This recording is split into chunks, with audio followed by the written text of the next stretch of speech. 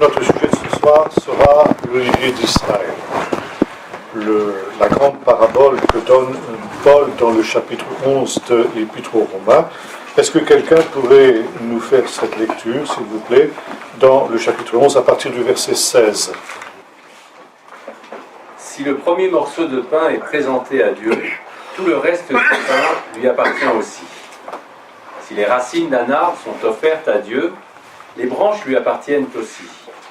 Le peuple d'Israël est comme un olivier cultivé dont quelques branches ont été coupées. Toi, qui n'es pas juif, tu es comme une branche d'olivier sauvage greffée à leur place. Tu profites maintenant aussi de la racine qui nourrit l'olivier cultivé. C'est pourquoi tu ne dois pas mépriser les branches coupées. Comment pourrais-tu te vanter? Ce n'est pas toi qui portes la racine, mais c'est la racine qui te porte. Tu vas me dire, mais ces branches ont été coupées pour que je sois greffé à leur place. C'est juste. Elles ont été coupées parce qu'elles ont manqué de foi. Et tu es à cette place en raison de ta foi.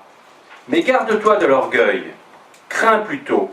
Car si Dieu n'a pas épargné les Juifs qui sont des branches naturelles, il ne t'épargnera pas non plus. Remarque comment Dieu montre sa bonté et sa sévérité. Il est sévère envers ceux qui sont tombés, et il est bon envers toi. Mais il faut que tu demeures dans sa bonté, sinon tu seras aussi coupé comme une branche. Et si les Juifs renoncent à leur incrédulité, ils seront greffés là où ils étaient auparavant. Car Dieu a le pouvoir de les greffer de nouveau. Toi qui n'es pas juif, tu es la branche naturelle d'un olivier sauvage. On l'a coupé et greffé, contrairement à l'usage naturel sur un olivier cultivé. Les Juifs, eux, sont les branches naturelles de cet olivier cultivé. Il sera donc beaucoup plus facile de les greffer de nouveau sur l'arbre auquel ils appartiennent déjà. Encore, oui. Encore ? Frères, voici une vérité secrète que je veux vous faire connaître, afin que vous ne vous en preniez pas pour des sages. Une partie du peuple d'Israël est devenue incapable de comprendre, mais cela ne durera que jusqu'à ce que l'ensemble des autres peuples soient parvenus au salut. Et voilà comment tout Israël sera sauvé, comme le déclare l'Écriture. Bon, ça va jusqu'ici, mais c'est quoi votre traduction là?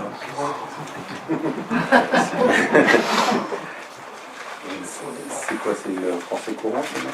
Oui, c'est une français courant, c'est ça. Bon, sans commentaire. Il y a du travail. Bien. Donc ici, il y a un point fondamental que nous avons déjà vu dans le chapitre 9. C'est la relation qui existe entre le reste et la totalité. Dans l'économie présente, ça veut dire, depuis la venue de Jésus et ce que Paul va appeler le faux pas d'Israël, une minorité seulement du peuple d'Israël a cru en Jésus. Cette minorité, Paul l'appelle le reste. Et il récupère pour cela une expression qu'on trouve chez les prophètes, et notamment chez le prophète Ésaïe, quand bien même le peuple d'Israël serait comme le sable des mers, un reste seulement reviendra. Donc, ce reste constitue ce que Paul appellera aux Galates l'Israël de Dieu. Et là, je voudrais revenir sur cette expression qui est souvent très très mal comprise et qui est utilisée par les tenants de la théologie de la substitution. Ce serait, d'après eux, un texte qui montrerait que l'Église a supplanté Israël, a remplacé Israël. En fait, quand nous lisons ce texte dans l'Épître aux Galates, nous nous rendons compte que Paul ici parle de deux entités distinctes. Paix sur tous ceux qui suivent cette règle et sur l'Israël de Dieu, cette règle qu'il vient d'énoncer. Par conséquent, il y a deux entités différentes, ceux qui suivent la règle, que Paul vient d'énoncer, et l'Israël de Dieu. L'Israël de Dieu est donc différent de ceux qui suivent la règle. C'est ce qu'indique la préposition « et ». Par conséquent, il nous faut voir non pas dans l'Israël de Dieu, comme on le voit dans la théologie de la substitution, l'Église qui aurait remplacé Israël, mais bel et bien le reste d'Israël, qui constitue pour l'heure le véritable Israël de Dieu. C'est pourquoi, encore une fois, je ne le répéterai jamais assez, l'Église, ce n'est pas quelque chose qui est séparé d'Israël, et justement, l'apologue de l'Olivier nous le montre, mais l'Église est composée d'abord d'un noyau qui est le reste d'Israël. Le cœur de l'Église, ce sont les Juifs qui ont cru en Jésus. Et par conséquent, on ne peut pas du tout opposer Israël d'un côté et l'Église de l'autre, puisque l'Église est d'abord une réalité juive, une réalité qui est composée des membres du peuple d'Israël.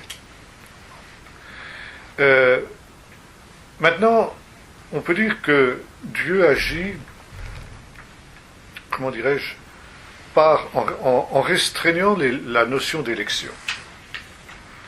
D'abord, il y a le peuple d'Israël dans son ensemble, qui, comme le rappelle l'apôtre Paul, reste le peuple élu, quoi qu'il en soit. Même si la majorité de ce peuple est dans l'incrédulité, rien de son élection, ni de ses privilèges, n'est remis en question. Mais, au travers de cet ensemble, Dieu sélectionne une minorité, le reste. Et au travers du reste, Dieu va sélectionner un individu, un homme, le Messie, Jésus.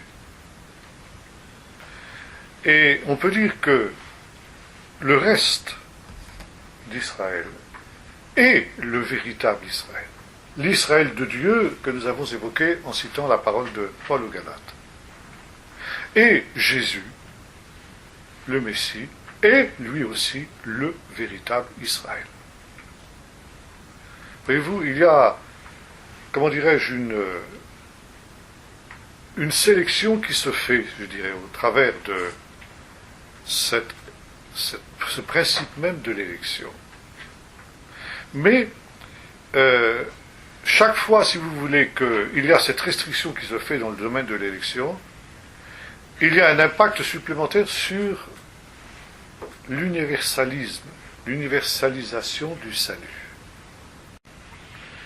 Et si le peuple d'Israël, dans son ensemble, même s'il est encore dans l'incrédulité, reste le peuple élu et le peuple privilégié de Dieu, c'est à cause du reste. C'est le reste qui va donner son sens à l'ensemble. Et si le reste peut être cette bénédiction pour l'ensemble du peuple, c'est à cause de Jésus, le véritable Israël, comme le montre Matthieu dans l'évangile de l'enfance, qui va être évidemment lu dans nos églises à la période de Noël. Par conséquent, il y a toute une relation ici qui se fait. On va, si vous voulez, du plus complexe au plus simple, et on retourne du plus simple au plus complexe. Et parce que le peuple d'Israël est élu, eh bien c'est finalement toute l'humanité qui est aussi appelée à entrer dans le salut, comme l'apôtre nous le montre ici dans le texte que nous venons de lire, jusqu'à ce que la plénitude des païens soit entrée. Donc, il y a d'abord, on repart du Messie, qui donne son sens au reste, qui donne son sens au peuple d'Israël, et finalement, qui est bénédiction pour le monde entier. Comme le dit l'apôtre, leur retour sera une bénédiction, une véritable résurrection d'entre les morts. Et Paul va prendre deux exemples. Le premier, c'est l'exemple des prémices. Les prémices, c'est une notion qui est très importante dans la Torah, parce que c'est basé sur un principe selon lequel Dieu est le maître de toutes choses. L'homme n'est qu'un tenancier auquel Dieu confie pour un temps ce qui lui appartient à lui. C'est évidemment beaucoup plus parlant dans une société agricole comme l'était la société israélite, mais disons que ça joue aussi bien sûr dans notre société moderne. Tout, nous dira David quand il va rassembler les matériaux pour construire le temple, tout ce que nous avons accumulé, nous l'avons reçu de ta main. Par conséquent, de la même manière que on ne peut pas jouir d'un bien qui ne nous appartient pas sans avoir payé à son propriétaire ce qui lui revient, le loyer par exemple si vous louez une maison, ce qui était aussi le cas quand on louait une pièce de terre. Dans l'Orient ancien, quand on louait une pièce de terre, les meilleures récoltes revenaient systématiquement au propriétaire. C'est ça la notion des prémices. C'est aussi la notion de la dîme. Prémices, dîmes, tout ça, les offrandes, c'est basé sur le même principe. Dieu est le propriétaire de tout ce que nous avons, et nous ne pouvons jouir des biens que Dieu nous donne qu'après avoir rendu à Dieu, qui est le propriétaire de toutes ces choses, ce que nous lui devons. C'est la raison pour laquelle une femme qui prépare un gâteau, un pain ou n'importe quoi, prélève avant toute chose une part pour le Seigneur. Une part qu'elle met à part. Et cette part, elle devient une part sainte, sanctifiée, selon le sens du mot sainteté, sanctification, etc., on en a déjà parlé, qui n'est pas, dans son premier sens, synonyme de perfection morale, comme nous le comprenons, mais qui est synonyme de mise à part, de séparation pour être consacré à Dieu. Par conséquent, avant toute chose, quand on reçoit de Dieu un bien, on prélève la part de Dieu qu'on met de côté et qu'on lui consacre. Cette part devient sainte. Et c'est ce qui se passe lorsque une femme prépare un gâteau, un pain, enfin bref, pétrit de la pâte, comme le dit ici l'apôtre Paul. Seulement, dit l'apôtre Paul, lorsque cette partie de la pâte, ces prémices de la pâte ont été sanctifiées, c'est l'ensemble qui est sanctifié. Et pourtant, l'ensemble est profane. Mais il n'est plus tout à fait profane. Il y a, par l'intermédiaire, parce que finalement la pâte qui a été sanctifiée est une part de l'ensemble, c'est en fin de compte l'ensemble qui est tout entier sanctifié pour le Seigneur. Et Paul ici fait le rapprochement entre l'ensemble du peuple d'Israël et le reste. Ce reste, cette minorité du peuple d'Israël qui a cru, est comme cette partie de la pâte, ces prémices qui sont mises à part, qui sont sanctifiées pour Dieu. Ils sont les prémices d'une réalité qui va avoir des conséquences dans un avenir indéterminé. Parce que ce petit reste qui a cru en Jésus, et qui constitue par conséquent le véritable Israël, l'Israël de Dieu, il donne son sens à tout l'ensemble.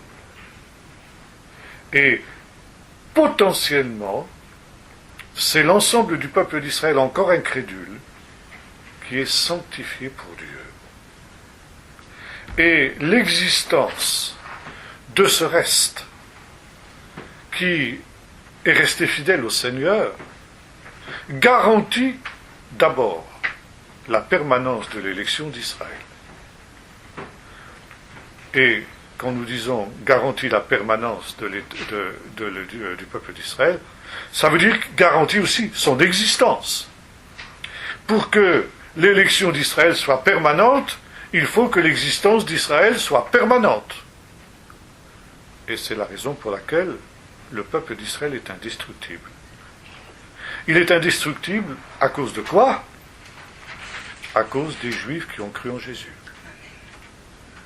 C'est ce reste, petit reste de ce que nous appelons les juifs messianiques aujourd'hui, qui a toujours existé dans l'Église dans une proportion plus ou moins grande et plus ou moins visible, mais qui a existé, qui a continué à exister, sinon l'Église aurait cessé d'être l'Église, c'est la présence de ce reste qui a garanti la subsistance du peuple d'Israël dans les pires épreuves qu'il a pu connaître.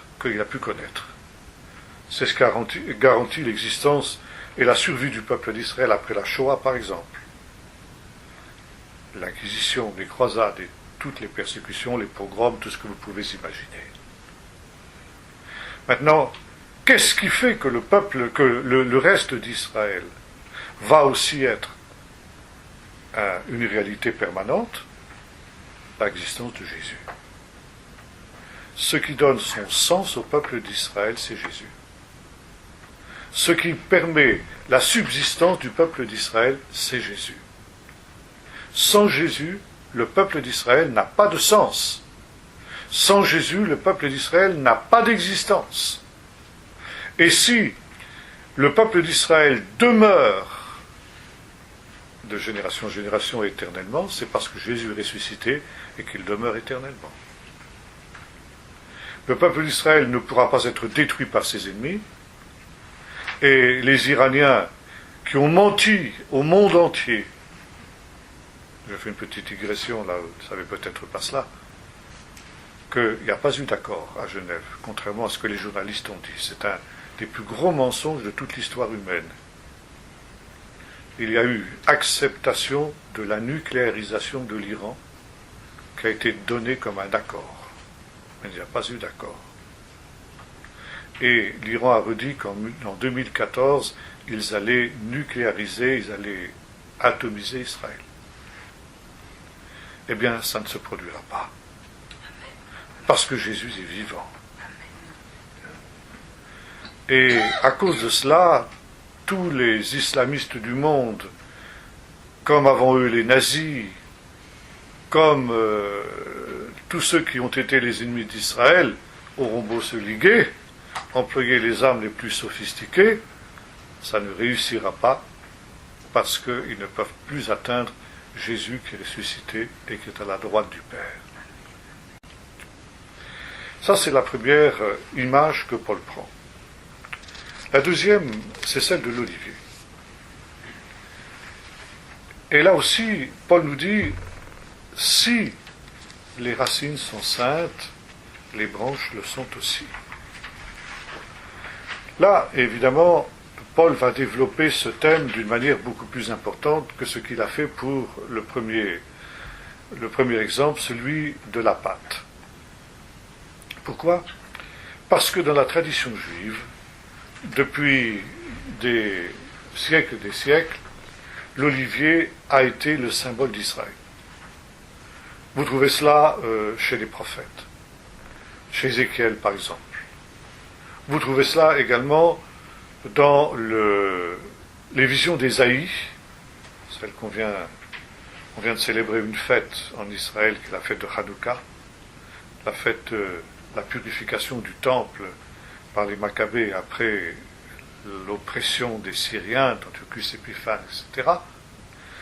Et à cette occasion, pendant cette fête, qui dure 8 jours, on lit le chapitre 4 du livre du prophète Zacharie. La vision de la Ménorah, en or, le chandelier d'or, qui est flanqué de chaque côté de 2 oliviers. Et ces 2 oliviers sont les 2 oins de l'Éternel qui se trouvent devant toute la terre, dit l'ange, qui parle avec le prophète Zacharie. Pour la petite histoire, les armes actuelles, les armoiries, disons des choses comme ça, de l'État d'Israël, l'écusson de l'État d'Israël, est représenté par un chandelier à 7 branches avec les 2 oliviers, l'un à la droite et à la gauche. C'est par conséquent ici une transposition de cette vision du chapitre 4 du prophète Zacharie. Donc ici, importance de l'olivier. Pourquoi l'olivier est-il l'image d'Israël ? Eh bien, l'olivier est un arbre très particulier. Bien sûr, ici, on ne connaît pas trop cet arbre. Il a du mal à pousser. Il y en a? Dans le Midi, oui. Comment? Dans le Midi, oui. Ah, dans le Midi, mais pas ici dans la région parisienne. Je crois que c'était en France. Mais dans le Midi, bien sûr. Dans le Midi, nos frères, ils savent bien ce que c'est qu'un olivier.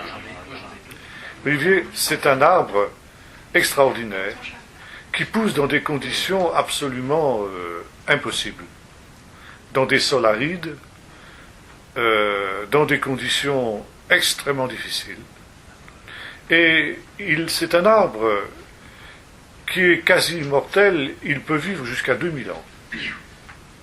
Et on connaît des oliviers qui ont à peu près 2000 ans. Deuxièmement... Ils en ont dans leur jardin, ici. Oui, ça peut se faire. Enfin, je pense pas qu'il... C'est des variétés françaises, provençales. Oui. Parce que les variétés espagnoles ou italiennes sont beaucoup plus fragiles, sensibles à la température. Voilà, c'est ça. Ils résistent mieux. C'est ça. Et c'est un arbre qui est quasiment indestructible. Si vous le coupez, eh bien, il va toujours repousser. Nous sommes dans cette période de l'Avent, cette période de Noël, où on lit des textes prophétiques, et notamment le chapitre 11 du livre du prophète Ésaïe. Puis un rejeton naîtra du tronc d'Ishaï, et la branche de ses racines fructifiera. L'image est très très parlante pour ceux qui connaissent un peu la culture de l'olivier. Si vous coupez un olivier, si vous essayez de le détruire, eh bien, il va se produire quelque chose de très particulier. Au bout de quelques mois, à quelques centimètres du tronc, vous allez avoir un rejeton qui va ressortir, et l'olivier va repartir. Je me souviens d'un ami en Israël qui avait un olivier qui était juste à son portail, à l'entrée de son portail, ça le gênait pour ouvrir son portail.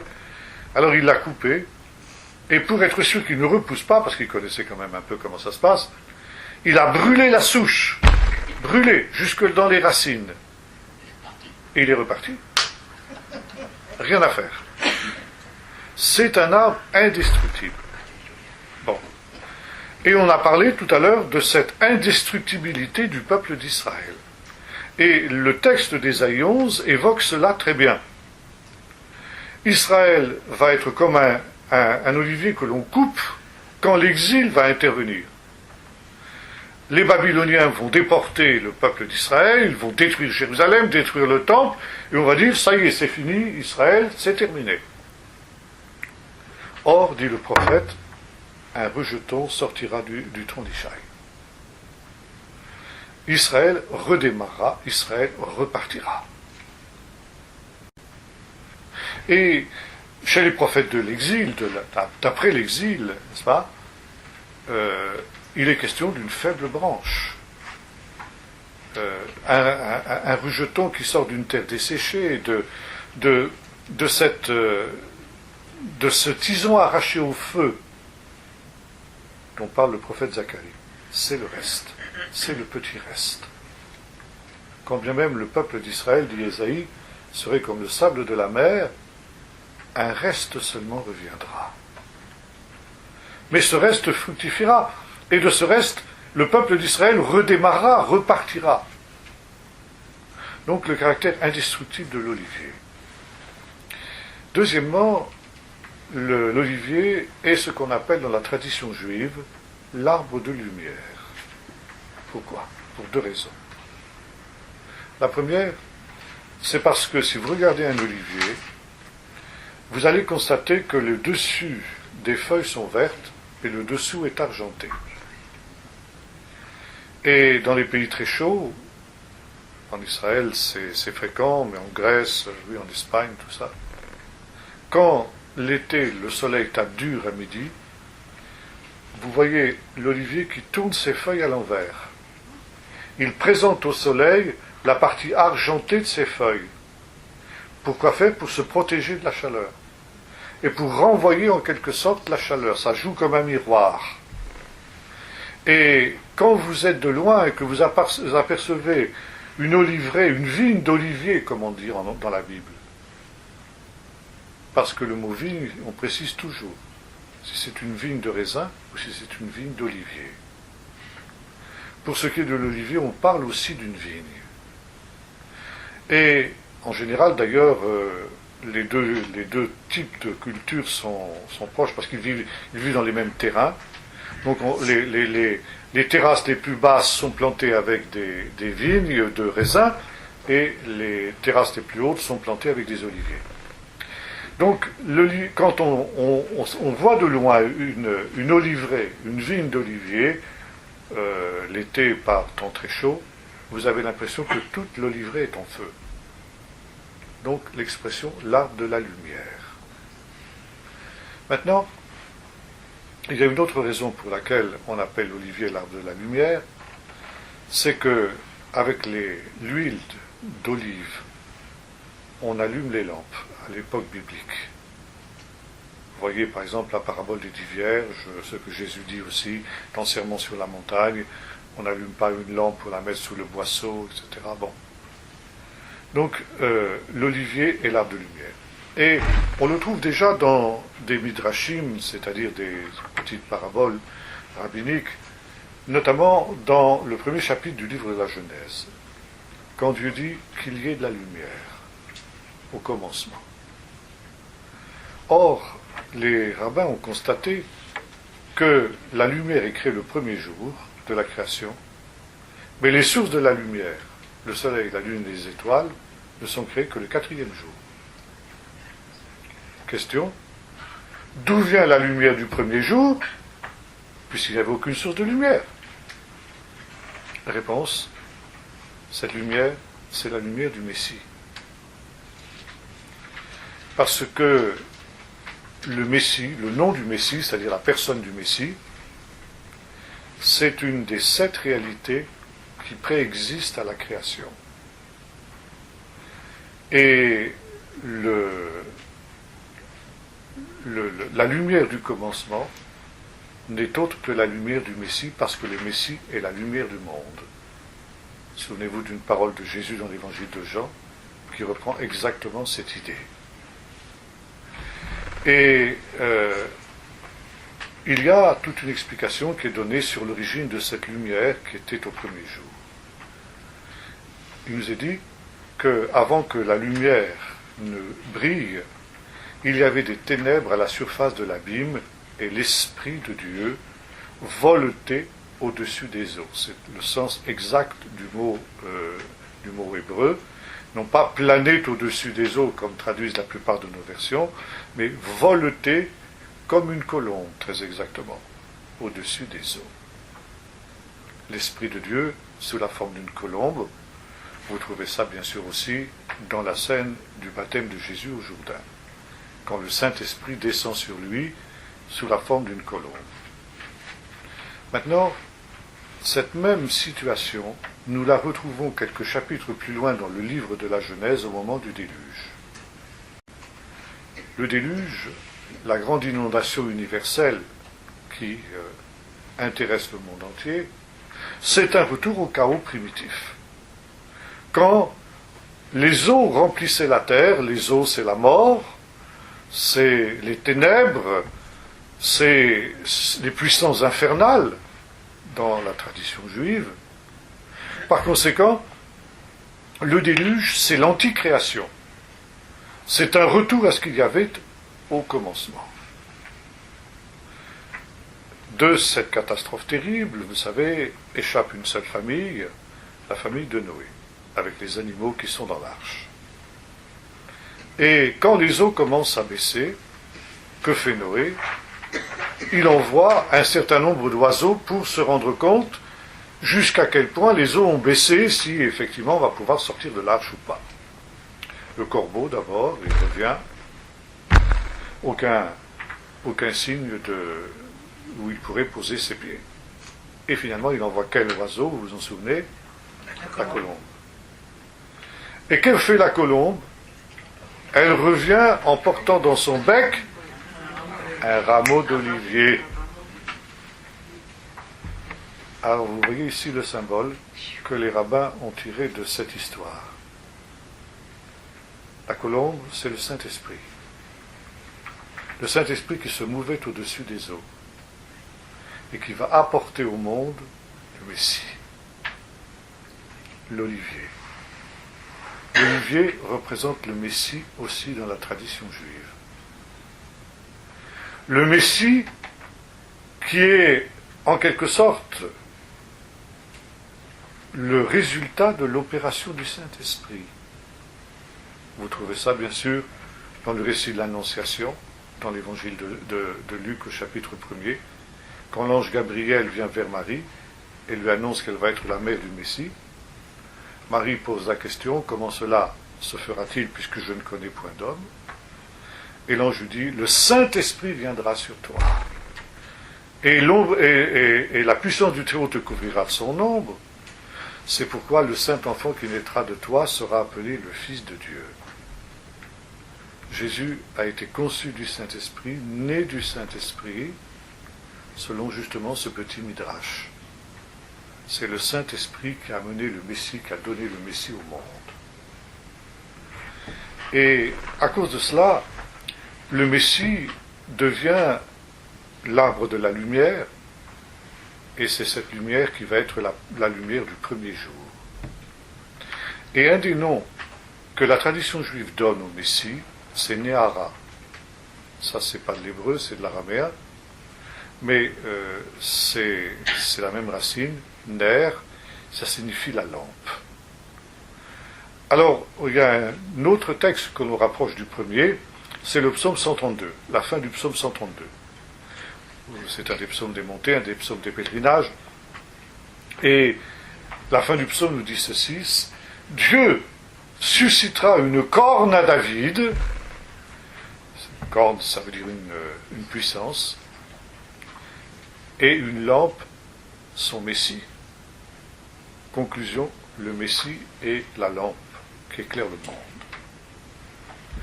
Vous retrouvez cette idée aussi dans le chapitre 60 du livre du prophète Ésaïe, la vision de la Nouvelle Jérusalem. Cette Nouvelle Jérusalem, dit le prophète, n'a plus besoin de soleil ni de lune pour l'éclairer, parce que la gloire de Dieu l'éclaire. Ça veut dire, la gloire de Dieu éclaire et le soleil, et Jérusalem, selon le chapitre 60 d'Ésaïe, est en quelque sorte semblable à la lune. Vous retrouvez aussi ce texte qui a inspiré l'auteur de l'Apocalypse, Jean, au chapitre 21 et 22, qui nous dit ceci, la ville n'a plus besoin de soleil ni de lune pour l'éclairer, car la gloire de Dieu l'éclaire, et l'agneau est son flambeau, l'agneau est sa lampe, très exactement. Par conséquent, ici, l'olivier, l'arbre de lumière. Et voyez-vous ici, nous sommes dans toute cette... ce sens tout à fait labile qu'il y a entre, si vous voulez, les différents éléments de l'élection de Dieu. Israël, le reste, et le Messie. L'olivier, c'est à la fois le peuple d'Israël, et c'est aussi le Messie. Pourquoi? Parce que le Messie et le peuple d'Israël sont indissolublement liés, parce que le Messie, il est l'accomplissement de ce qu'est la vocation d'Israël.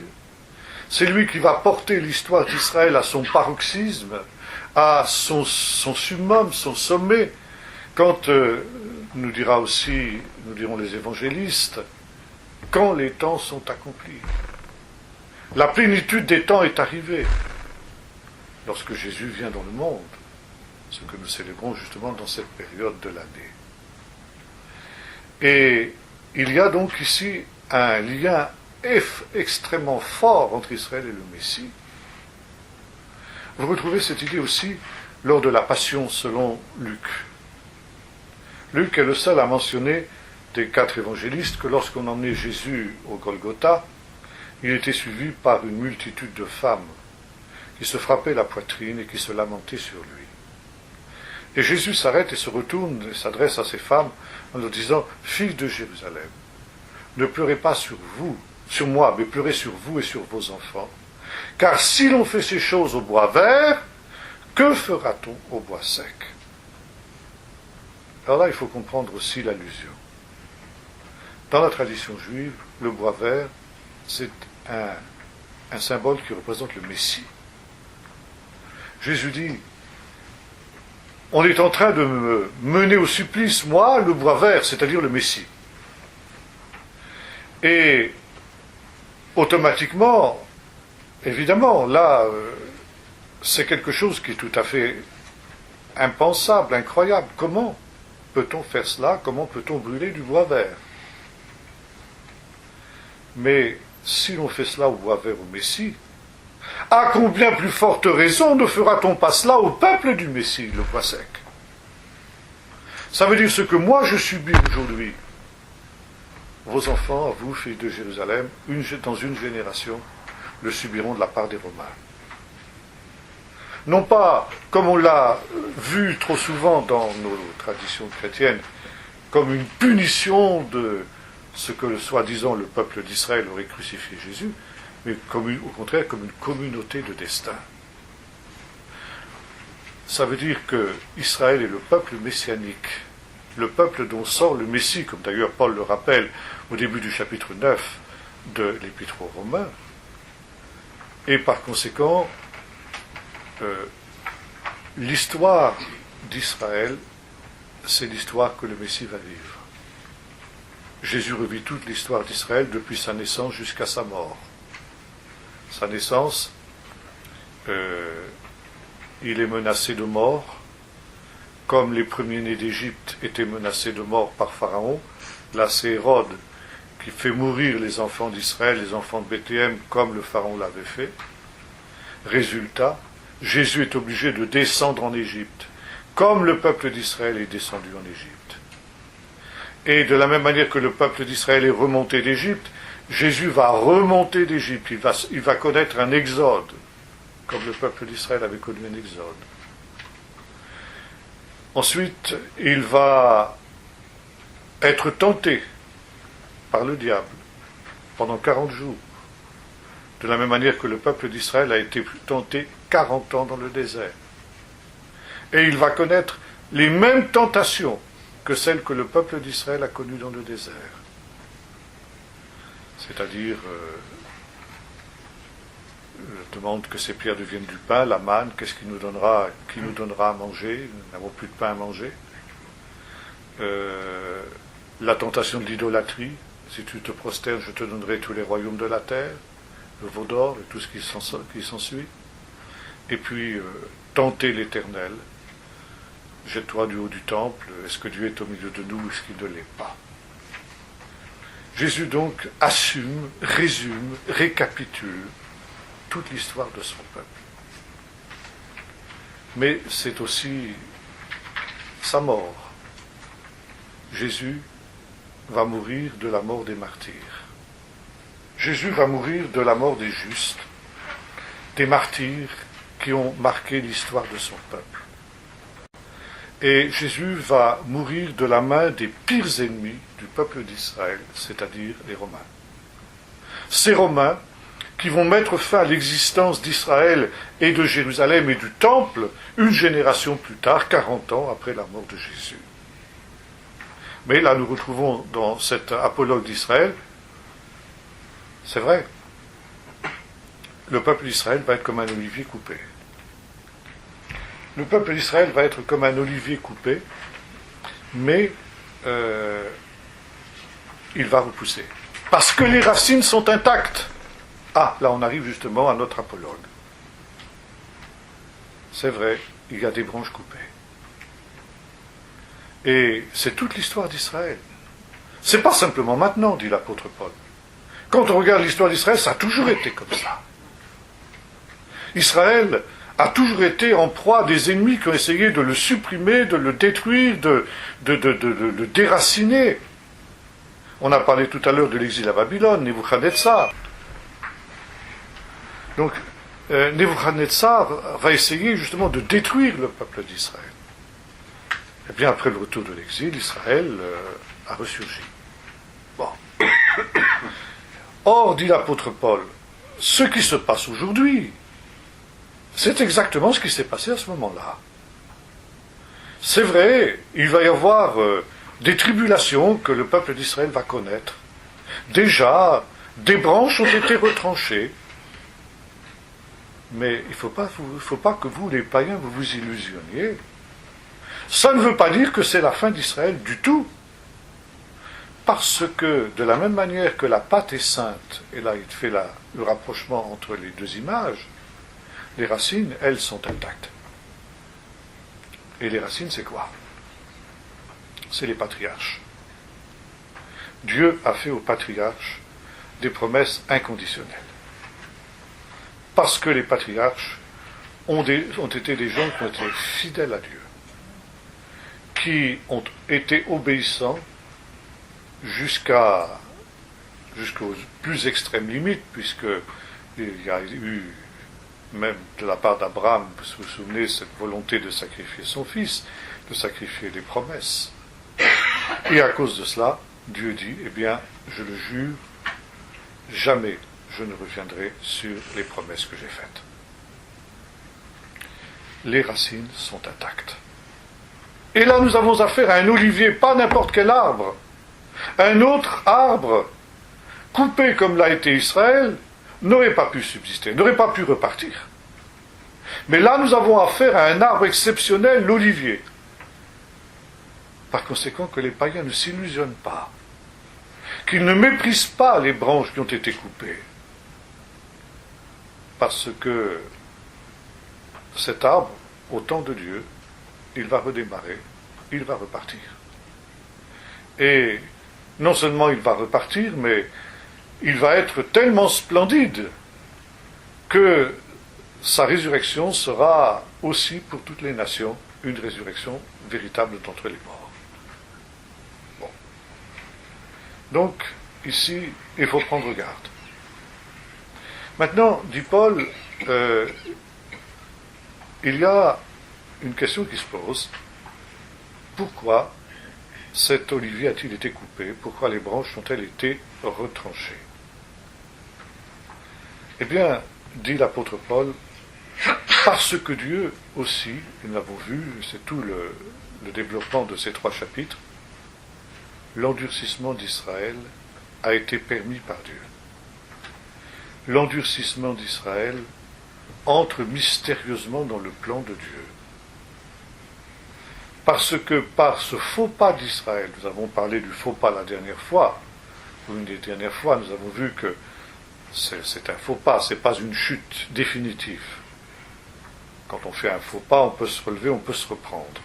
Et là, c'est une autre image aussi qui rejoint les deux autres, celle de la pâte et celle de l'olivier. Le faux pas d'Israël, il est partiel, il est temporaire, et il n'est pas fatal. Bon.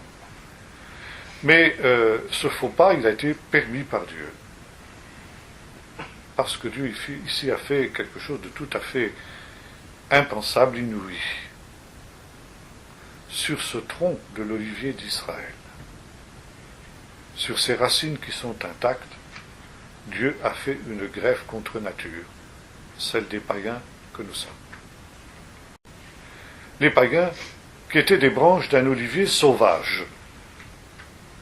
Et comme Paul le rappelle, et j'ai eu l'occasion de le dire, n'importe quel quelqu'un qui connaît un peu l'horticulture, plutôt l'arboriculture, excusez-moi, va vous dire que greffer un olivier sauvage sur un olivier de culture, c'est impossible. C'est une greffe qui ne peut pas prendre.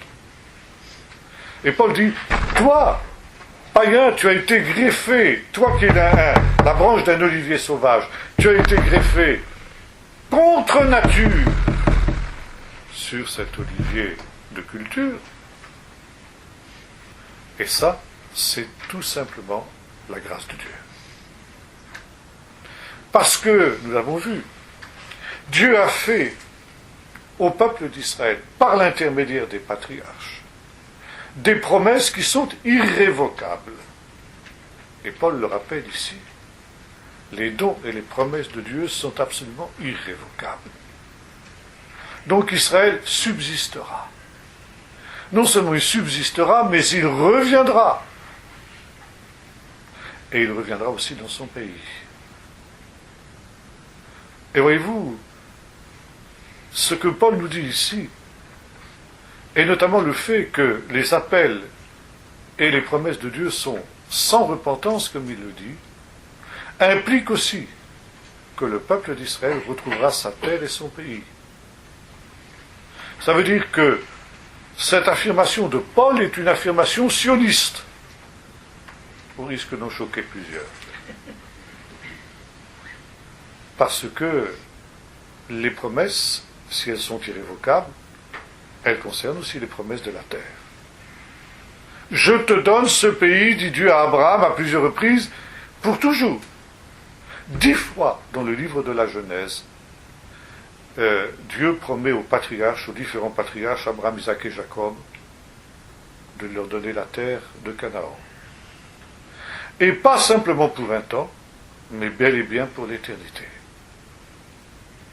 Par conséquent, bibliquement, si on est sérieux avec notre foi dans l'inspiration de l'Écriture, on est obligé de reconnaître que ce qui se passe aujourd'hui dans l'aventure sioniste est quelque chose qui est conduit par Dieu. Voilà. Bon. Donc, Dieu fait des promesses à Israël. Et parce que Dieu fait des promesses aux patriarches, Dieu a une dette envers Israël. On aura l'occasion de revoir ça quand on verra le chapitre 15 de l'Épître aux Romains, où Paul reprend cette idée. Dieu a une dette. Il se doit d'être fidèle à ses engagements. Et le peuple d'Israël est habilité à réclamer à Dieu et rappeler à Dieu ses promesses. Tu as promis, Seigneur, donc tu dois tenir, tu dois accomplir. Par contre, Dieu n'a jamais fait la moindre promesse aux nations. Jamais Dieu n'a pris le moindre engagement vis-à-vis des nations.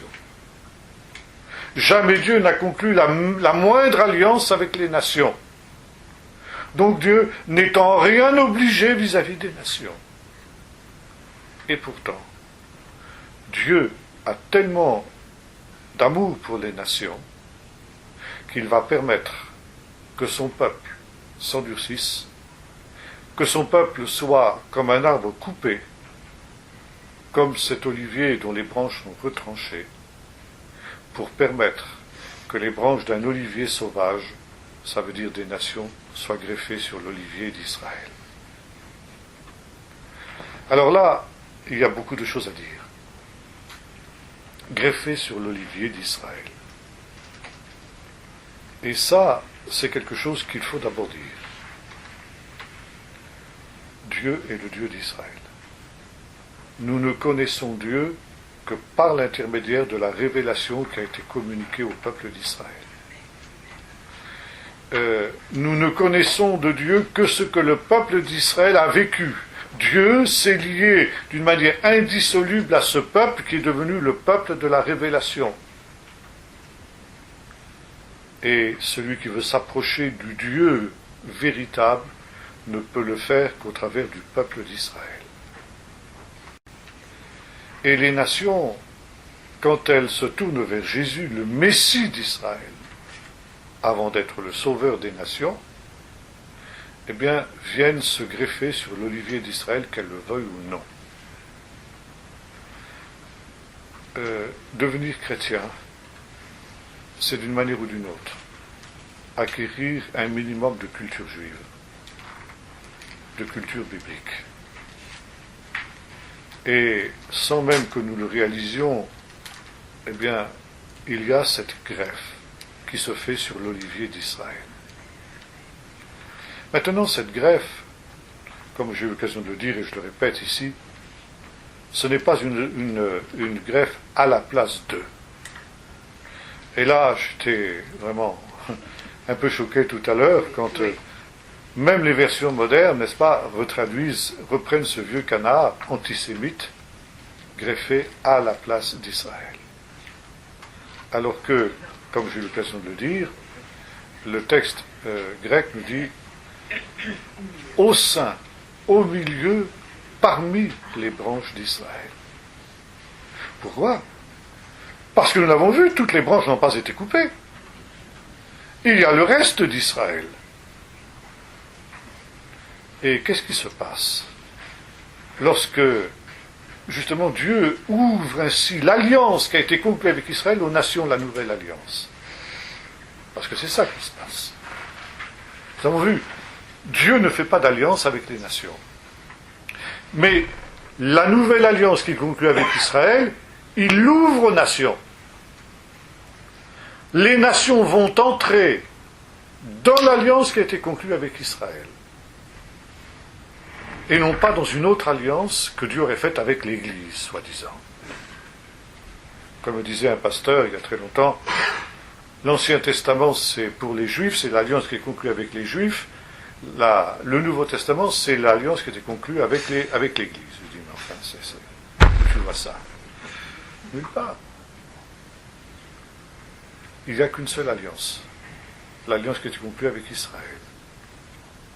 Et les païens sont greffés dans cette alliance. C'est ça l'image de l'olivier. Alors voyez-vous, il y a ici une démarche qui est une double démarche. De la part de Dieu d'abord. C'est un acte de pure grâce et de pure miséricorde vis-à-vis des païens, parce que, comme je viens de le dire il y a un instant, Dieu n'a pris aucun engagement vis-à-vis des païens. Dieu n'a aucune dette vis-à-vis des païens. Les païens ne peuvent rien revendiquer de Dieu à l'inverse du peuple d'Israël. Et quand Dieu leur ouvre cette alliance qui a été conclue avec Israël, il le fait gratuitement, par pure grâce, par pure bonté, à cause de son amour. Et comme dira l'apôtre Paul au chapitre 15, l'occasion de le dire, les païens glorifient Dieu pour sa bonté. Donc de la part de Dieu, nous sommes ici dans le domaine de la grâce totale. Et maintenant, la démarche du païen, c'est la foi. Comme nous l'avons vu dans les premiers chapitres de l'Épître aux Romains, ce que Dieu attend du païen comme du juif d'ailleurs, mais notamment du païen, c'est qu'il croit, c'est qu'il ait la foi.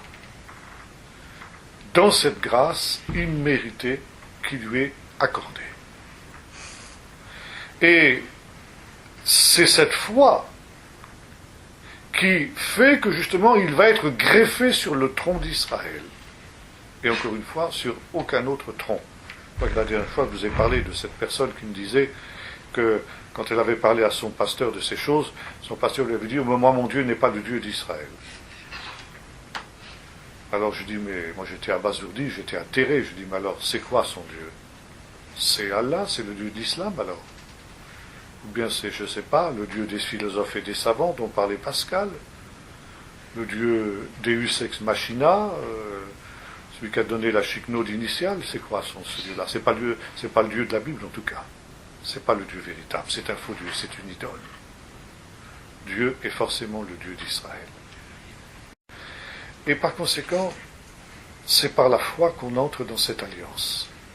C'est par la foi que individuellement, le païen est greffé sur l'olivier d'Israël. Et la démarche, elle est toujours individuelle.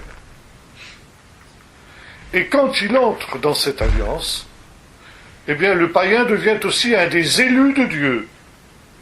Mais, et ça nous aurons l'occasion d'y revenir, cette élection, elle est aussi une élection individuelle qui est indissolublement liée à son salut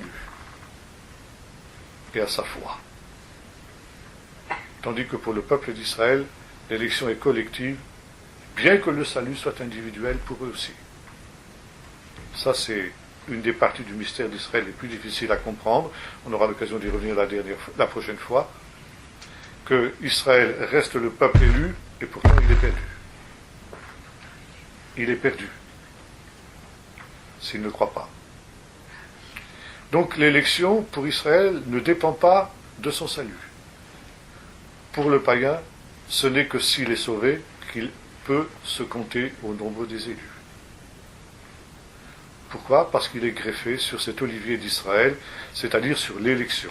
Israël étant le peuple élu, si nous sommes greffés avec le peuple élu, nous sommes nous aussi des élus. Maintenant, nous dit l'apôtre Paul, attention, parce que Dieu n'a pas épargné les branches naturelles. Quand ces branches naturelles ne sont pas demeurées dans la foi, elles ont été retranchées avec sévérité, dit la parole. Et voilà, toi, païen, tu cours un grand danger vis-à-vis du peuple d'Israël. Ce serait peut-être de t'imaginer que tu es meilleur que lui. Ce qui a été le cas d'ailleurs dans l'Église ancienne. Et que finalement le peuple d'Israël est un peuple de pécheurs, d'incrédules, de tout ce que tu voudras. Et nous sommes au contraire des gens qui avons cru. Et attention, ne te livre pas à l'orgueil, dit l'apôtre Paul.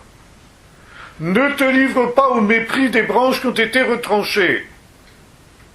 Et là, on pourrait parler des heures sur cette expression, le mépris. C'est un historien juif, après la Deuxième Guerre mondiale, qui a écrit, il s'appelait Jules Isaac, il a écrit un ouvrage qui s'appelle L'enseignement du mépris. Et il a montré comment l'Église chrétienne s'est ingéniée à distiller dans le cœur de ses fidèles le mépris du peuple d'Israël.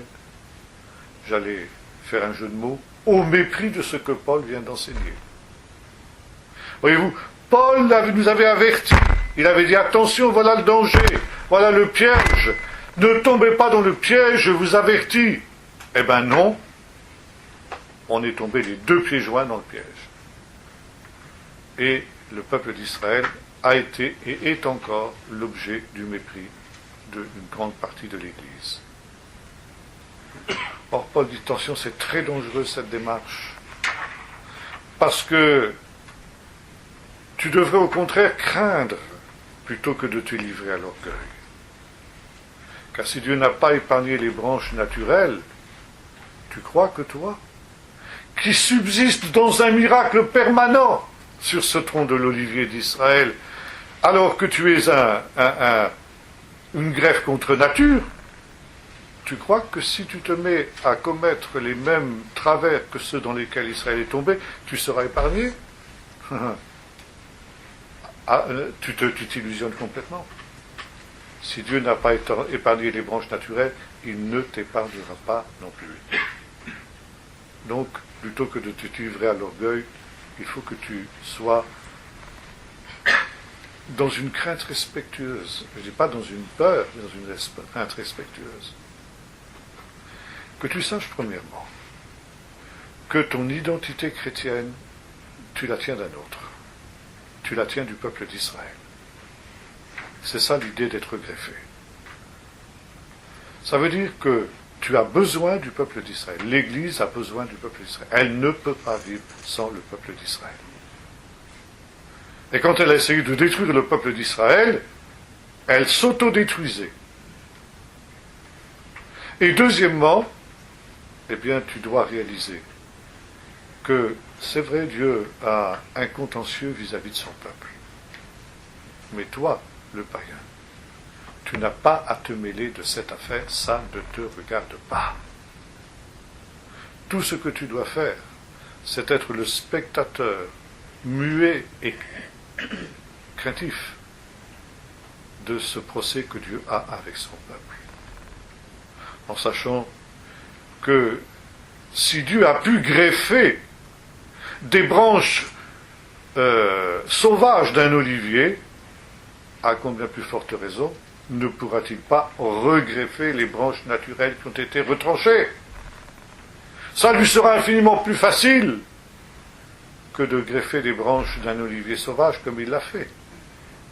Par conséquent, eh bien, il faut que tu saches que l'endurcissement d'Israël, il est temporaire. Et ne t'imagine pas que c'est toi qui portes la racine. Mais c'est la racine qui te porte. On en parlera la prochaine fois. Bien. Quelques questions, si vous en avez. Oui. Si je comprends bien, ceux qui vont être, disons les païens qui sont greffés sur l'olivier, on dirait qu'ils ne sont pas nombreux. Si, ils peuvent être très nombreux, bien sûr que si. Si. Quand on voit l'Apocalypse, le chapitre 7, une foule nombreuse de toute nation, de toute tribu, de toute langue, que personne ne peut dénombrer. Tellement ils sont nombreux. Si, ils sont très nombreux. Très nombreux. Bah, ils seront, oui, enfin disons, ceux de tous les lieux et de tous les temps, quoi. Si on prend la somme totale de tous ces gens-là, quoi. Oui. Mais juste, quand même, dans l'Ancien Testament, il y a beaucoup de promesses qui sont faites aussi aux nations, quand même.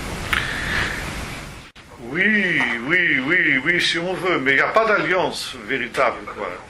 Oui, bien sûr, Dieu a en vue les nations, dès l'appel d'Israël, l'appel d'Abraham, en toi seront bénies toutes les nations, etc. Oui, on peut parler de promesses si on veut comme ça, mais disons, il n'y a pas d'engagement formel de Dieu comme il y en a eu vis-à-vis du peuple d'Israël, quoi. Votre comparaison, disons, d'Olivier détruit, brûlé, etc.,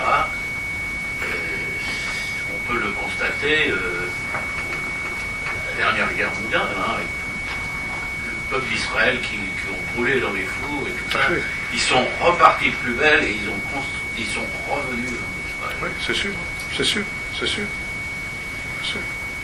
Alors, cette image du texte d'Ésaïe 11, il joue d'abord pour Israël et il joue ensuite pour le Messie.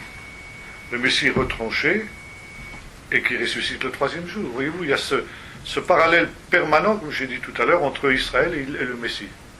Et le reste.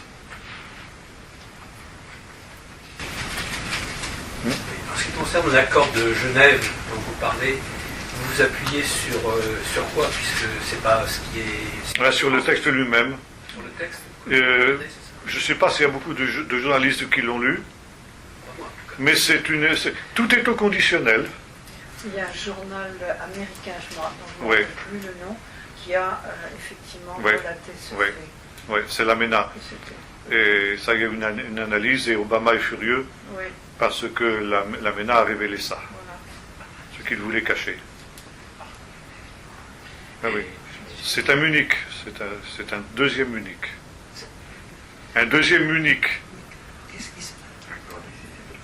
Israël est abandonné par toutes les nations pour être atomisé par l'Iran parce qu'on a accepté l'idée d'un Iran nucléarisé. Oui, l'Iran, d'accord. Et pour pouvoir faire des juteuses affaires, on se précipite maintenant en Iran du monde entier pour faire des affaires, eh bien on a sacrifié Israël. Et nous, on avait envoyé notre célèbre Fabius. Oui. Qui d'ailleurs, lui, a déjà levé les sanctions avant même que l'Iran, qui s'est plus ou moins engagé d'arrêter son enrichissement d'uranium à la fin de l'année, donc à la fin du mois de décembre. Et les sanctions, Fabius les a fait lever dès le début du mois de décembre, c'est-à-dire avant même que l'Iran ait eu l'occasion elle pourrait, n'est-ce pas, c'est ce qui est dit dans le protocole, elle pourrait éventuellement arrêter l'enrichissement d'uranium, mais ça ne les gêne pas, parce que d'ici, il leur restait 3 semaines pour avoir 5 bombes atomiques. Donc ici, fin du mois, ils auront 5 bombes atomiques. Autant je comprends, on peut comprendre, je ne comprends pas, je ne l'explique pas en tout cas, la motivation de faire des affaires financières, etc.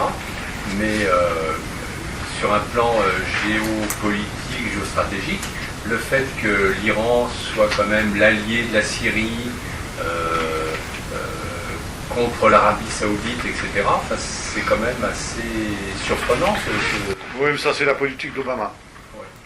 Obama est un gauchiste de la pire espèce et son but c'est d'affaiblir les États-Unis pour que les États-Unis ne soient plus ceux qui dirigent le monde. Hein. Et par conséquent, il s'agit de favoriser tous les États voyous, évidemment l'Iran, et il voulait la nucléarisation de l'Iran, déjà dès son élection.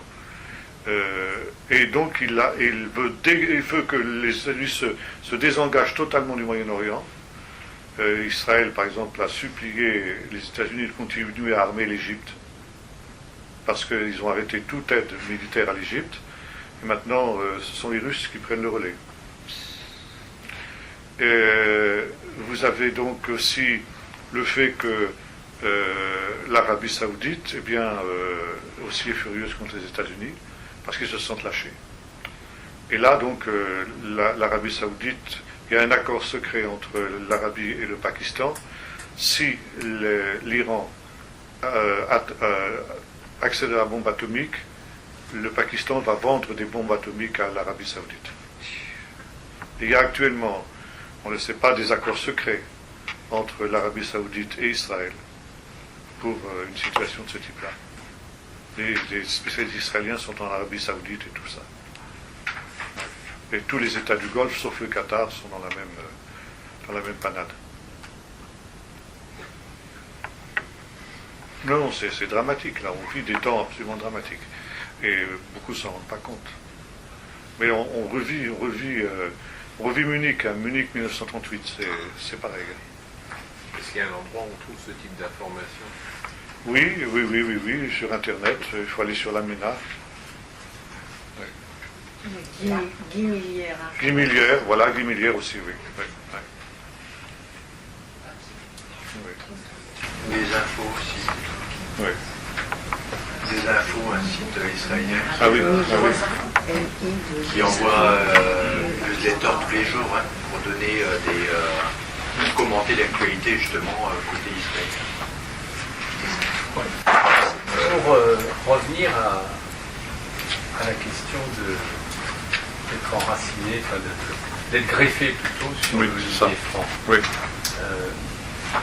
À partir du moment où on est greffé sur un olivier et qu'on est donc nourri par les racines, qu'est-ce qui peut faire le distinguo entre justement la branche naturelle et la branche greffée, puisque finalement, quelque part, elles ont la même sève qui les nourrit. Oui, justement, mais il n'y a plus de différence.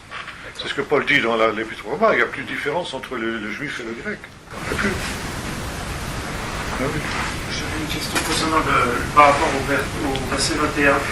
Oui. Dieu n'a pas épargné les juifs, une branche naturelle, prend garde de toi qui ne t'épargne pas non plus. Oui. Ma question c'était cette notion de la possibilité de perdre le salut. Oui, bien sûr. De le perdre de quelle manière, sans s'en rendre compte, ou vraiment de se détourner de Dieu? Se détourner de Dieu, je pense, même à la limite sans s'en rendre compte aussi. On peut se laisser, c'est le thème de l'assoupissement spirituel, les vierges folles, etc. Quoi, hein. Il y a les différentes manières de pouvoir ainsi... Dans la Bible, il dit, si tu crois au Seigneur Jésus, tu seras sauvé. Est-ce qu'un endormissement peut justifier justement ce rejet si on... L'histoire des vierges folles le montre. Hein. Ah oui. Donc on s'en aperçoit pas forcément. Pardon? On s'en aperçoit pas forcément. Vous savez, non. Finalement, quand on s'endort, on ne sait pas qu'on dort. Hein. C'est quand on se réveille qu'on prend conscience qu'on a dormi. Et vous avez peut-être vécu des situations de ce type-là, par exemple sur des autoroutes ou des choses comme ça, où on s'assoupit un instant et puis on se réveille en sursaut, on dit mince, j'étais en train de m'endormir. Ça m'est arrivé une fois, ça ne m'arrivera plus deux, mais enfin ça m'est arrivé une fois. Et maintenant je fais attention, mais ça m'est arrivé. Je me suis retrouvé juste à l'arrière d'un camion, après à le percuter. J'arrivais à toute vitesse sur le camion qui était beaucoup plus lent que moi. Et j'ai réalisé que je m'étais assoupi quelques secondes, ça suffit. Peut-être même une fraction de seconde, je ne sais pas. Par rapport à ce que vient de dire Nordine, c'est sûr qu'il n'y a plus, quand on est greffé sur l'olivier franc, il n'y a plus de différence, mais n'empêche qu'on reste quand même avec ce que vous avez dit, c'est qu'il faut toujours le reste du peuple juif messianique qui est le noyau. Voilà, et qui n'est pas coupé. Pas coupé, bien sûr que non. C'est ce que j'ai dit tout à l'heure. C'est pourquoi traduire par à la place... Cette identité n'est pas retirée. C'est pas la même identité. Bien sûr que non. Sur le même olivier. Mais bien sûr. Et si vous voulez, on peut dire... Il y a une distinction quand même. Il y a une distinction. Attendez, voilà. je vais... Bon, un premier point, puis après je reviens sur ça. Si vous voulez, c'est pour ça que les juifs messianiques disent qu'un juif qui croit en Jésus devient juif à 100%. Vous voyez? Maintenant, il y a une différence qui reste effectivement entre païens et juifs. C'est, si vous voulez, c'est le fait que finalement, nous ne devenons pas des juifs. Nous sommes greffés, mais nous ne sommes pas des juifs. Et il y a un mot, sur lequel peut-être on aura l'occasion de revenir, qui est dans l'Épître aux Éphésiens, chapitre 2. J'en ai déjà parlé, je crois, où il est question, vous étiez autrefois, alors on traduit en français par privé du droit de cité en Israël.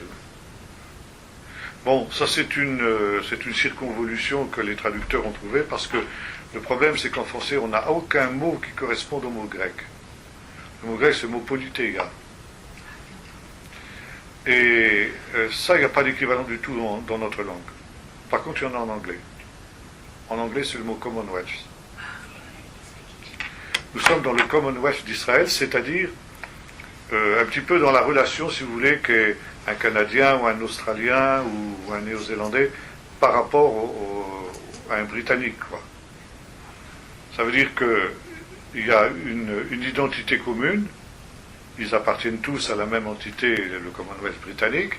Ils reconnaissent tous la reine d'Angleterre comme leur reine. Ils ont la même langue, ils ont la même culture, ils ont les mêmes institutions, etc. Mais un Australien n'est pas un Britannique, un Néo-Zélandais n'est pas un Canadien, etc. Vous voyez ? Alors, c'est un petit peu notre position vis-à-vis du peuple d'Israël. Nous restons ce que nous sommes, français, allemands, ou n'importe quoi, n'est-ce pas ? Mais nous ne sommes plus des étrangers par rapport au peuple d'Israël. Et vice-versa. Vous voyez ? Et en même temps, donc, si vous voulez, c'est un peu... Comment vous dire ?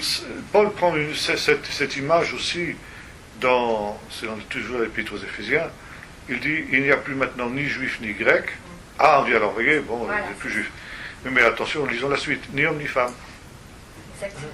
Bon. C'est bien qu'il y a. Donc ça veut dire, si vous voulez, si on prend... Attention, aujourd'hui, c'est... Oui, vous avez raison. Mais ça voudrait dire, si vous voulez, cette idée stupide que quand une femme se convertit, elle devient un homme. Ben oui, il faut être logique jusqu'au bout si on raisonne comme ça. Dans l'absolu du salut, il n'y a plus du tout de différence, mais dans l'économie présente, un homme reste un homme, une femme reste une femme, avec chacun sa spécificité. Un esclave reste un esclave, aussi dur que soit sa condition, et un homme libre est un homme libre, dit l'apôtre Paul, parce qu'il prend les trois. Hein. Il n'y a ni juif ni grec, ni homme ni femme, ni esclave ni libre. J'ai une question là dans l'Apocalypse, enfin c'est un petit peu en dehors du comité ce soir, mais dans l'Apocalypse, là, dans les lettres aux églises, il parlait de cette expression un peu bizarre de la synagogue de... Synagogue de Satan, oui. Je ne sais pas trop ce que ça veut dire, parce que Jean ici fait des allusions à des situations locales, des églises locales auxquelles il s'adresse. Des situations que nous ne connaissons plus. Par exemple, les questions dans une lettre d'un certain Antipas qui a été mis à mort. Bon, qui était cet Antipas, on ne sait pas. Pareil, une prophétesse Jézabel, etc. Bon, une fausse prophétesse, on ne sait pas, est-ce que c'est son vrai nom? D'abord, est-ce que c'est à cause de la Jézabel de l'Ancien Testament qu'elle est appelée comme ça? On ne sait pas trop. Il y a aussi les œuvres des Nicolaïtes. Qui sont les Nicolaïtes? Il y a un tas dans ces lettres aux sept églises, il y a un tas d'allusions qui sont faites à des situations locales qui nous échappent plus ou moins. Bon, on arrive plus ou moins à reconstituer, mais disons, c'est des choses très très précises. Alors, synagogue de Satan, ce qui est intéressant, c'est la suite. Qui sont juifs, qui se disent juifs, mais qui ne le sont pas. Donc ce sont des faux juifs. Des gens qui jouent aux juifs, oui, c'est ça, est-ce que c'est des prosélytes, est-ce que c'est des... On ne sait pas trop, on ne sait pas exactement. Mais en tout cas, c'est quelque chose, on ne peut pas étendre ça à tout le peuple d'Israël, dire, comme l'a fait Chrysostome, que tous les juifs, toutes les synagogues sont des repères de Satan, ou il vaut mieux aller dans un upana que dans une synagogue, disait Chrysostome, parce que là se trouve Satan, etc., le trône de Satan, tout ce que tu voudras. Oui. Vous avez parlé de la dîme tout à l'heure. Au jour d'aujourd'hui, alors comment donner la dîme, on va dire, pour quelqu'un qui se convertit? Ben, comme le dit l'apôtre Paul, quand on touche ce que l'on revient, la première chose à faire, c'est de mettre à part ce qui revient au Seigneur. C'est-à-dire que, avant même d'utiliser, pour la Bible, on n'a pas le droit d'utiliser pour soi-même les biens que Dieu nous donne avant d'avoir donné à Dieu sa part. Donc, si vous voulez, ce qui est logique, c'est dès qu'on touche sa paye, on met de côté ce qui revient au Seigneur. Quitte à le donner plus tard, c'est pas le problème. Mais c'est mis à part. Ça appartient au Seigneur. À ce moment-là, moi, je peux en disposer. Je peux disposer du reste. Dans le judaïsme aujourd'hui, est-ce qu'il est possible de se convertir au judaïsme? Bien sûr. Bien sûr. Un non-juif qui se convertit au judaïsme. Oui, c'est possible. C'est possible. Ça a toujours été possible. Depuis Ruth. Ruth est la première. Oui, c'est ça, avec des apports des populations extérieures. Oui. La mère d'Éphraïm et Manassé. Oui, bien sûr. Oui, c'est tout à fait possible. D'ailleurs, on emploie l'expression du livre de Ruth, venir sous les ailes de la présence de Dieu, de la Shrina. Se convertir, c'est ça. C'est le parcours du combattant, quand même. Oui, c'est le parcours du combattant, bien sûr. Oui, parce que là, c'est en dehors de cette notion d'être greffé sur le Dieu. Ah oui, là, en principe, on devient vraiment partie intégrante d'une manière totale du peuple d'Israël. Et là, justement, c'est ce que Paul dit de ne pas faire. As-tu été appelé circoncis, dit Paul, ne fais pas disparaître ta circoncision. As-tu été appelé incirconcis, ne te fais pas circoncire. Voilà ce que j'ordonne dans toutes les églises dans lesquelles je passe. Donc là, c'est un ordre, c'est pas simplement un conseil, une exhortation, c'est un ordre. Paul, par l'autorité apostolique dont il dispose, donne cet ordre. Là, c'est une règle absolue. Et moi, j'ai connu, par exemple, en Espagne, une église évangélique où tous les mâles se sont fait circoncire. Là, on ne suit plus, là. Là, on ne suit plus, là, ça ne va pas, ça. Bien, dernière question. J'aimerais qu'on revienne un petit peu et qu'on dise, maintenant qu'on n'a plus dizaines, j'ai pas eu le temps de noter ceux qui ont dit qu'il y avait, pour l'histoire de l'Iran, qu'on pouvait avoir des informations sur quel... Dreuse. Alors on a dit Lamena, je ne sais pas comment ça s'écrit. Ça, je sais pas. Et je sais comme pas. Ça se prononce, Lamena. Lamena, oui. Et alors, c'est un site, on tape Lamena sur Google et ça marche? Oui, peut-être, mais c'est un site israélien, ça. Je ne sais pas si on peut l'avoir ici, je ne sais pas trop. Voilà. Alors qu'est-ce qu'on peut avoir ici? Tu as parlé de Guy Millière. Ça s'écrit comment? M-I-2-L-I-E, accent grave R-E. Non, ça j'ai bien écrit. Puis tu as dit quelque chose d'autre? Le site de Desinfo, donc desinfo.com. Desinfo, oui, en un seul mot, voilà. .com, c'est tout. Donc ça, c'est un site israélien qui donne la version israélienne des faits. Ouais. Justement, là, il y en a un qui est arrivé, c'était quand? C'était récemment, là, sur le rapprochement d'Obama avec les Iraniens irrite les Saoudiens. Oui. Dimanche. Desinfo.com. Desinfo.com. Merci. C'est un site Europe Israël. Oui. Je reçois les mails.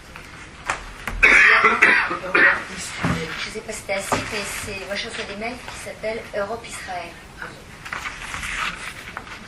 Et est-ce que il y a le forum juif. Fait de télévision I24 oui. Israël, est-ce qu'elle est objective sur ce sujet? Je ne sais pas trop, je ne connais pas.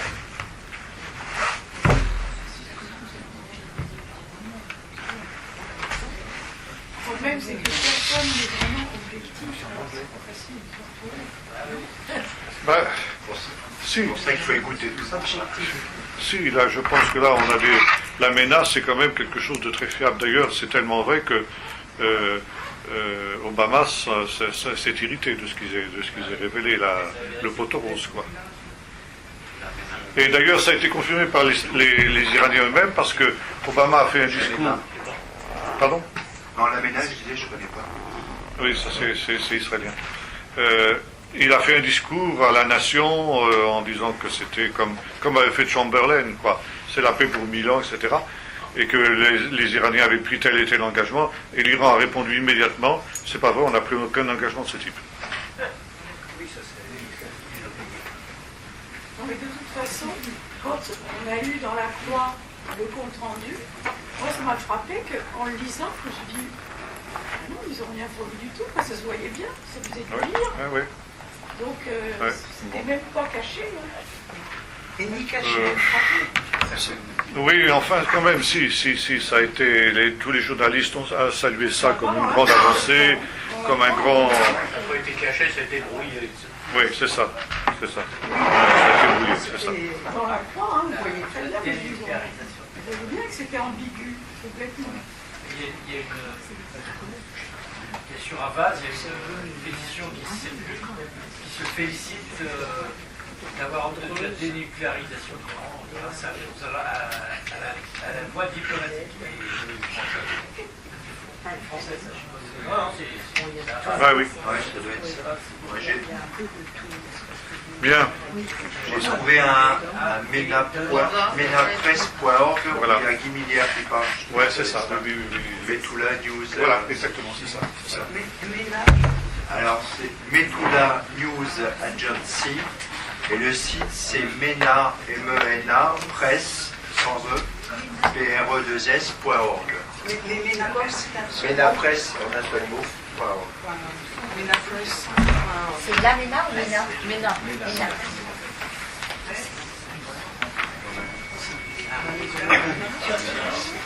Sinon, Jean-Marc, on avait quelqu'un de nouveau ce soir que tu connais, c'est Liliane Lucas.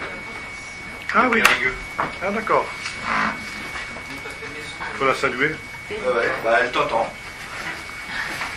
Voilà, alors salutations et à vous et à votre mari.